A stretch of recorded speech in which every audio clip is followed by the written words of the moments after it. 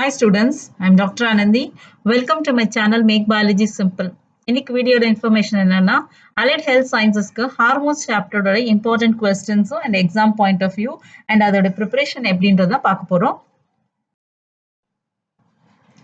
First contents பார்த்துடலாம். Classification and mechanism of hormone action, hypothalamic hormones. Classification வரும்போது based on the mode of action, secondary reaction messengers வழியா பார்க்கணும், and then mode of nature of the compound, அதாவது proteins wise, steroid wise, amino acids இப்படி base பண்ணி அதை classify பண்ணியிருப்பாங்க. அதை டீட்டெயிலாக படிச்சுக்கோங்க.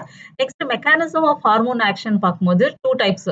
ஒன் வந்து இன்ட்ராசெல்லுலர், இன்னொன்று வந்து எக்ஸ்ட்ரா செல்லுலர். இன்ட்ராசெல்லுலர்னு வரும்போது ஸ்டீராய்டு ஹார்மோன்ஸ் எல்லாம் டைரக்டா என்ட்ரி ஆயிடும். Because cell membrane is lipid bilayer. அதுக்குள்ள போய் ஹார்மோன்ஸ் வந்து நியூக்ளியஸ்ல போய் பைண்ட் ஆகி then it will start the reaction. And extra செல்லுலர்னு பார்க்கும்போது அந்த receptor for the hormone mostly வந்து எப்படி பார்த்தீங்கன்னா ப்ரோட்டீன் நேச்சரா இருக்கும். அந்த மாதிரி ஹார்மோன்ஸ் எல்லாம் டைரக்டா உள்ள போக முடியாது. ஸோ அதனால வந்து அதுக்கு வந்து எக்ஸ்ட்ரா செல்லுலர் ரிசப்டார், செல் மெம்பரேன் மேலே ரிசப்டார்ஸ் இருக்கும். ஸோ அது வழியா உள்ள போய் தென் இட் வில் பி ஆக்டிவேட்டிங், அதாவது கேம்ப் ஆக்டிவேட் ஆகும், நிறைய என்சைம்ஸ் ஆக்டிவேட் பண்ணி ஃபைனலாக மோட் ஆஃப் ஆக்ஷனை ஸ்டார்ட் பண்ணும். இதுதான் mechanism of hormones of action பார்க்கலாம். Next hypothalamic hormones. Hypothalamic hormones வந்து main, it is the mother organ for the endocrine gland. So அங்கே என்னெல்லாம் ஹார்மோன்ஸ் மெயினாக ப்ரொடியூஸ் ஆகுது. தென் பிட்யூட்டரி ஹார்மோன்ஸ் வரும்போது two types of hormones. One is anterior, இன்னொன்று வந்து posterior. Anterior தான் most of the secretory hormones வரும். ஹைப்போதாலமஸ் ரிலீசிங் ஹார்மோன் ப்ரொடியூஸ் பண்ணும். Say for example thyroid releasing hormone ஹைப்போதாலமஸ்ல ப்ரொடியூஸ் ஆகும். வரும்போது ஸ்டிமுலேட்டிங் ஹார்மோன்ஸ் ப்ரொடியூஸ் ஆகும். அதே மாதிரி போஸ்டீரியர் பிட்யூட்டரியில மெயினா வந்து வாசோப்ரெசனும் ஆக்சிடோசின், இந்த ரெண்டு ஹார்மோன் தான் ப்ரொடியூஸ் ஆகும். ஸோ இதெல்லாம் தான் நீங்க டீட்டெயிலா படிக்கணும். போஸ்டீரியர் பிட்யூட்டரி ஹார்மோன்ஸ் தான் இப்போ நான் ஜஸ்ட் நவ் எக்ஸ்பிளைன் பண்ணேன். Next coming to thyroid hormones. Thyroid gland உங்களுக்கு போகணும். அங்கே வந்து என்ன செல்ஸ்ல எப்படி வந்து தைராய்டு ஹார்மோன் தைராய்டு ஹார்மோன் பார்க்கும்போது மெயினா ரெண்டு வரும், T3 அண்ட் T4. ஸோ இதுக்கு வந்து தைராய்டு குளோபுலின் அந்த ப்ரோட்டீன்ல பார்த்தீங்கன்னா ஸ்பெசிபிக் நேச்சர் என்ன, மோஸ்ட் ஆஃப் த ப்ரோட்டீன்ல வந்து தைரோசின் தான் இருக்கும். அந்த தைரோசின்ல அயோடின் சேரும்போது T3 T4 கன்வெர்ட் ஆகும். இது டீடைல்ஸ். அண்ட் எப்படி அது ஸ்டார்ட் ஆகுது, மெக்கானிசம் எப்படி ஃபங்க்ஷன் ஆகுது, எப்படி டிரான்ஸ்போர்ட் ஆகுது, எல்லாமே நீங்க படிக்கணும். And next adrenal cortex hormones.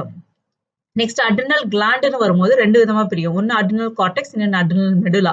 Medullary hormones cortex first பார்க்கலாம். அது மினலோ கார்டிகஸ் அண்ட் குளுக்கோ கார்டிகஸ். இது எது டைப்னு பார்த்தீங்கன்னா ஸ்டீராய்டு ஹார்மோன், அதாவது கொலஸ்ட்ரால் இருந்து டிகிரேட் ஆகி வரக்கூடிய ப்ராடக்ட் தான் இது.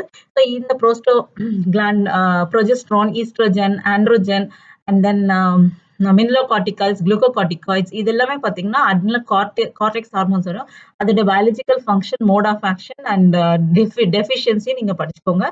அட்ரினல் மெடுலா ஹார்மோன்ஸ் இது வந்து பார்த்தீங்கன்னா எபினெஃப்ரின், நார் எபினெஃப்ரின், அதாவது அட்ரினல், நார் அட்ரினலின், இந்த ரெண்டு ஹார்மோன் தான் ப்ரொடியூஸ் ஆகும். இது வந்து மெயினா உங்களுக்கு வந்து ஸ்ட்ரெஸ் அந்த மாதிரி டைம்ல உங்களுக்கு ரிலீஸ் ஆகும். இதோட மெயின் ஃபங்க்ஷன்ஸை நீங்க படிச்சு. ஹார்மோன்ஸ்ல டூ டைப்ஸ் வரும். செக்ஸ்ல male reproductive hormones, female reproductive hormones. So male பார்க்கும்போது ப்ரொஜெஸ்ட்ரான், ஆண்ட்ரோஜன், டெஸ்டோஸ்டெரான் வரும். ஃபீமேல் வரும்போது progesterone, oestrogen and one more is there, oestradiol இருக்கு. ஸோ இதெல்லாம் தான் இங்க மெயினா ப்ரொடியூஸ் ஆகக்கூடிய கொனாடல் ஹார்மோன்ஸ் தான். ஸோ இது படிச்சுக்கோங்க. நெக்ஸ்ட் மென்ஸ்ட்ரல் சைக்கிள், அதோடைய பேசிக் அந்த ஃபேஸஸ் படிச்சுக்கோங்க. And then Castro intestinal hormones வரும்போது அந்த கோல்சிஸ்டோகைனின் அந்த மாதிரி வரும். உங்களுக்கு அது டீட்டெயிலாக நீங்க படிச்சுக்கோங்க. இது கேஸ்ட்ரோ இன்டெஸ்டினல் வரும்போது வெரி சிம்பிளா தான் இருக்கும், உங்களுக்கு ரொம்ப டீட்டெயில்டா வராது. Gastrin, secretin, cholecystokinin and gastric inhibitory peptide, இதுதான் உங்களுக்கு படிக்க வேண்டியது. அதோட mode of action and other hormones. So எந்த ஹார்மோன் நீங்க படிச்சாலும் நீங்க படிக்க வேண்டிய விதம் எப்படின்னா பேசிக்கா அதோட இன்ஃபர்மேஷன் அண்ட் உங்களுக்கு அதோடைய ஸ்ட்ரக்சரு, சிந்தசிஸ், நெக்ஸ்ட் பாத்தீங்கன்னா அதுக்கப்புறம் உங்களுக்கு வந்து மோட் ஆஃப் ஆக்ஷன், அதாவது மெக்கானிசம் ஆஃப் ஆக்ஷன், நெக்ஸ்ட் ஃபைனலா இம்பார்ட்டன்ட் பாயிண்ட் வந்து ஃபங்க்ஷன் அண்ட் ஃபைனலா ரெகுலேஷன் அண்ட் தென் டெஃபிஷியன்சி. இதுதான் நீங்க where you have to study for any type of hormone. அதுதான், அதனால தான் அதை லாஸ்டா உங்களுக்கு எக்ஸ்பிளைன் பண்றேன். Next important thing is what are the expected questions coming from your hormone chapter. அதாவது describe the role of second messengers in the hormone action. Second messenger வரும்போது as I told you extracellular receptor இருக்கும். So protein அதில் find ஆகிட்டு உங்களுக்கு மெசேஜை மட்டும் transfer பண்ணும். அது என்னெல்லாம் பார்த்தீங்கன்னா கேம்ப் வரும், அண்ட் கால்சியம் வரும், பாஸ்பேட்டட் இனோசிட்டால் வரும், and cyclic GMP. CAMP is cyclic AMP, cyclic GMP, calcium, inositol. So இதெல்லாம் தான் உங்களுக்கு secondary messengers. இத பத்தி டீடைலா எக்ஸ்பிளைன் பண்ணோம். Account of pituitary hormone. Pituitary hormone வந்து growth stimulating hormone, thyroid stimulating hormone, cortical stimulating hormone, இந்த மாதிரி எல்லா stimulating hormones anterior pituitary ன்னு கேட்டிருக்கான். அதனால நல்லா கன்ஃபியூஸ் ஆயிடாதீங்க. Posterior வரும்போது vasopressin, oxytocin மட்டும்தான் வரும். Anterior வரும்போது நிறைய enzymes, கிட்டத்தட்ட 9 ஹார்மோன்ஸ் வரும்.